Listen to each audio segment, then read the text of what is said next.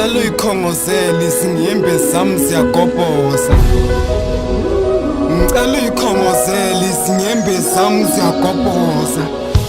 Kuwena mdala emazulwini ngiyakhuleka, mina lapha emhlabeni ngiyahluleka. Ngidinga umuntu ozongiluleka, izinkinga zothando zinde ziyaluleka. Kulolu thando lwethu mina ngiyahluleka. Thiwa noma kubuhlungu bohleka, kungenjalo abantu bazokuhleka. Mina inhliziyo yami iyashesha ukuphuka, nezinyembe zivele ziziphumele buka. Angisakwazi nokucabanga kahle, ingqondo iyaphazamiseka. Thiwa nasebantwini uyangiphika, impilo yami kancane kancane iyabhidlika.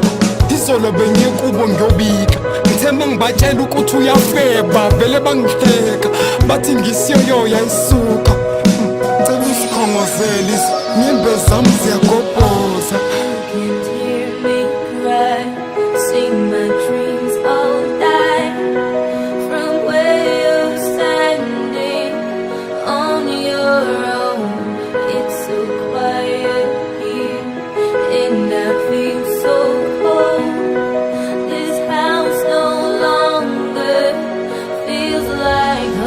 Ngicela usikhongozele izingiyembe zami ziyagobhoza.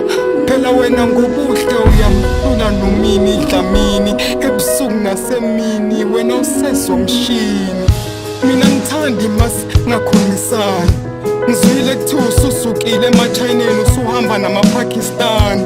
Kusazolunga ngisazosithola isibani, angisoze ngakushiya noma sisebunzimeni. Lesi sifungo engasenze emshadweni, sengicabanga ukuziphonsa over the balcony. Phela mina ngisakhona, awusenaso isikhathi sokuba nami endlini. Sengisindela khona ukuthi ube sesikhathini, ngoba yiso leso sikhathi engisitholayo sokuthi ngibe nawe embhedeni. Ngempela kulolu thando okubhedeni, mina nawe besiyithupha zegwayini, kodwa manje usuthole esinye isithupha ozoya naso gwayini. Asisebona ophathini, angithi wena usuhlezi usemaphathini. Kuthiwa usubhema nenkantini, kanti yini? Ngempela awungitshele emzimbeni udliwa yini, ngoba ngithi angikhumbuli ngiyibona iHebex lapha endlini. Lona uthando luqedwe yini? Nasetafuleni asisabhekani, ngempela kwenzakalani? Mina sengiphenduka isilime ebantwini, phela bayazibona izinto azenzayo emphakathini. Bengicela usikhongozele izingiyembe zami ziyagobhoza. Bengicela usikhongozele izingiyembe zami ziyagobhoza.